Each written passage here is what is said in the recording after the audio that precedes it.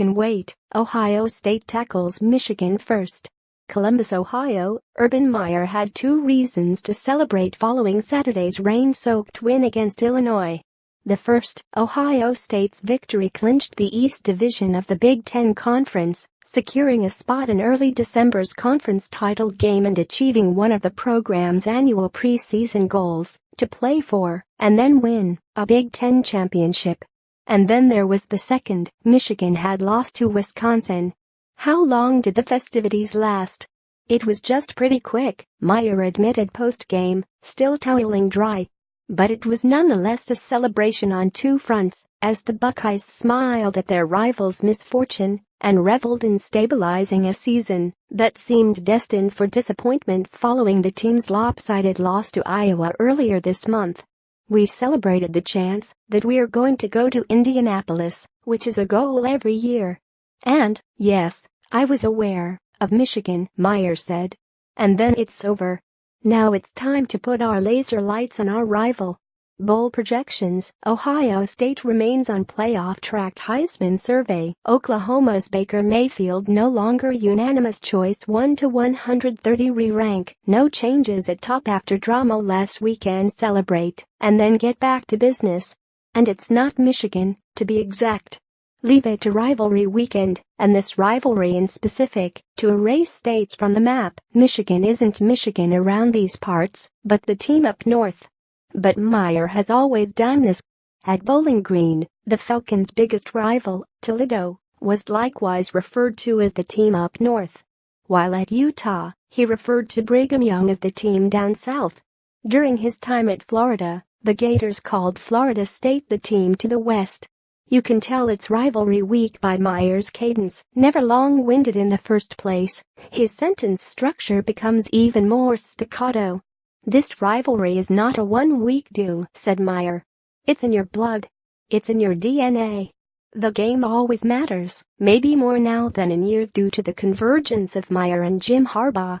And under Meyer, the rivalry has included a secondary meaning. This year, as in the recent past, Ohio State faces Michigan within range of the college football playoff, aiming for its 3rd national semifinal in the 4-year history of the postseason format.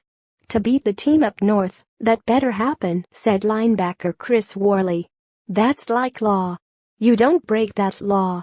You better beat the team up north. The recipe for a playoff berth asks for a pinch of flash and style. It wouldn't hurt to wow the selection committee, as the Buckeyes did down the stretch in 2014, and just a dash of help.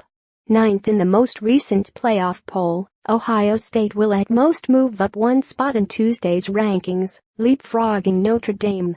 The winner of the Southeastern Conference is getting in, whether that's Alabama, Auburn, or Georgia.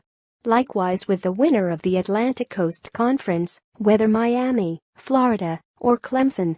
Oklahoma would secure a top 4 finish with wins against West Virginia, and in the Big 12 Conference title game, likely a rematch with TCU. 1 spot remains open. It's going unsaid inside Ohio State's football facility and won't be mentioned this week by players and coaches focused on one thing, beating Michigan. But the road has opened for the Buckeyes, who are within striking distance of becoming the first team in the playoff era to reach a semifinal with 2 losses. Even as the Iowa loss hovers over Ohio State's resume like a cloud, there are only 3 scenarios that realistically could keep the Buckeyes out of the field should they close with wins against the Wolverines and Wisconsin.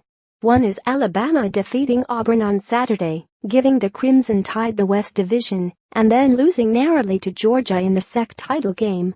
A second is Clemson losing a close game to Miami to decide the ACC, and a third would be vice versa, Miami heading into the first Saturday of December unbeaten, but losing to Clemson by a single possession.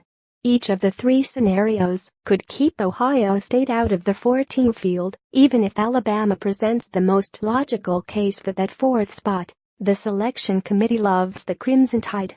But they also love the Buckeyes. I think we've got a train that's cooking right now, said quarterback J.T. Barrett. We have a mission. Complete the mission, celebrate, then wait for your next directive. The Buckeyes' mission should they choose to accept it, and they really have no choice, is to focus on the responsibility at hand, a task made simpler by the next opponent. The game matters.